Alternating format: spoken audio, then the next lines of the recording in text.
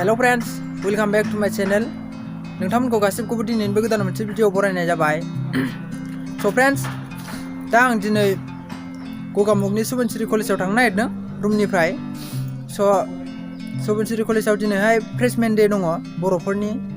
दाख्लैयो general जाखांबाय. दा दिनैहाय बर'फोरनि दं सानडेबाबो दं आरोना दिनै. So आं बेवहाय थांनो नागिरदों आरो. So नोंथांमोना भिडिअखौ गासिबो जोबजासे नायलांबानो जाबाय. दाख्लै आं फार्स्ट ब्लग बानायखांबायमोन आंनि. नोंथांमोना नायाखैबा थांनानै नायहैदो. स' दिनैहाय सेकेन्ड ब्लग आरो. दाख्लै फार्स्टमोन दिनैहाय सेकेन्ड ब्लग. स' दायो आं थांसै. नोंथांमोना नायलांबाय थादो. स' फ्रेन्ड्स, दायो सुबानसिरि कलेजनि गेटआव मोनफैबाय. स' नोंथांमोना नायनो हादों गेटआवहाय सुबानसिरि कलेज लिरनाय दङ. स' दा सिङावहाय हाबलांसै.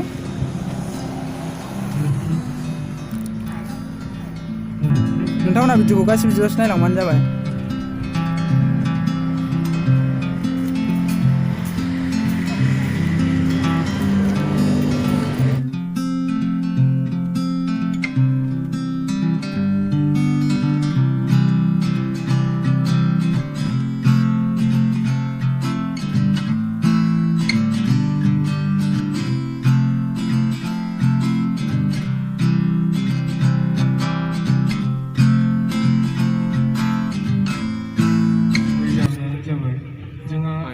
बर' हारिया गोबां जा जोंनि मोननांगौ मोन्थाय बेखौ मोननो थांनायाव जों गोबां माने गावखौ बावसोमनानैबाबो जोङो लानो गोनां जादों.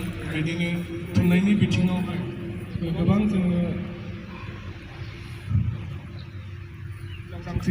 जांख्रिखांनायजोंसो बेखौ मोननो हादों. बे जांख्रिखांनो थांनायावहाय गोबां जोंनि बर' फिसाफोर बिथांमोना माने मुंख्लं जालांदों.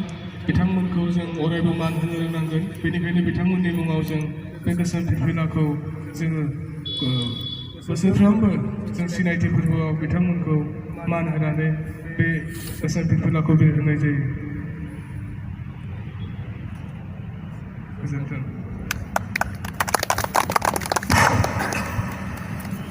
दिनैनि नैबे मुंख्लंफोरनि गोसोम फिरफिलाखौ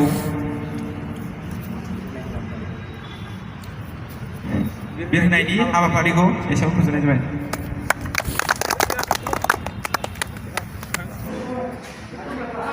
स' फ्रेन्ड्स, दायो आं मेन स्टेजाव फैबाय. नोंथांमोना नुनो मोन्दों मेन स्टेजआ बेनो. स' बेवहायनो दा मिटिं जागोन, बिदिनो मोसानाय, मेथाइ खननाय बेफोरबायदि जागोन. स' नोंथांमोना भिडिअखौ गासिबो जोबजासे नायलां, होमबानो नुनो मोनलांबाय थागोन.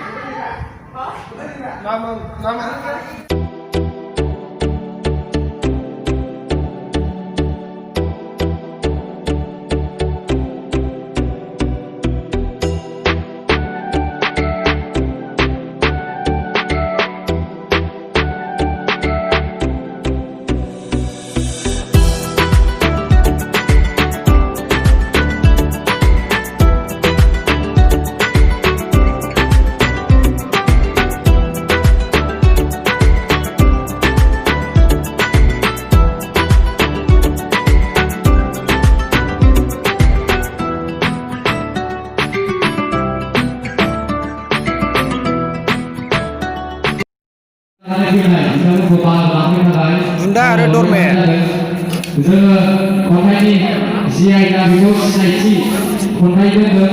खन्थाइखौ 20 मिनिटनि सिगाङावनो लिरखांनो नांगोन.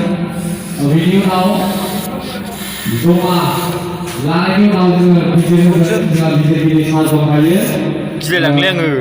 सुबानसिरि फरायसालिमानिनो लोगो बिबुंगिरि लरेन्ट सार बिथाङा बिजिरगोन खन्थाइखौ.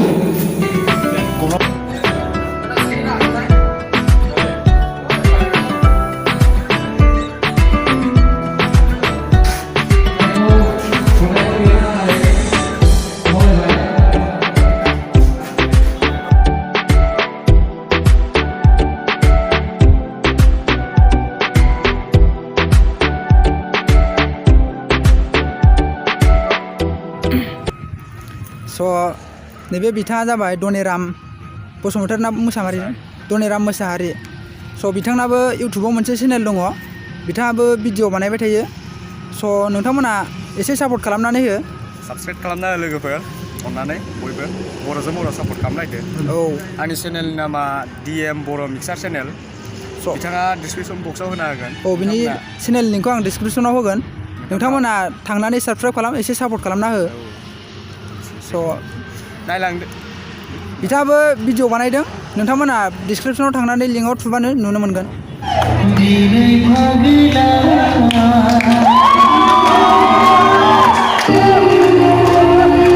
मोसाफानो हागोन बयबो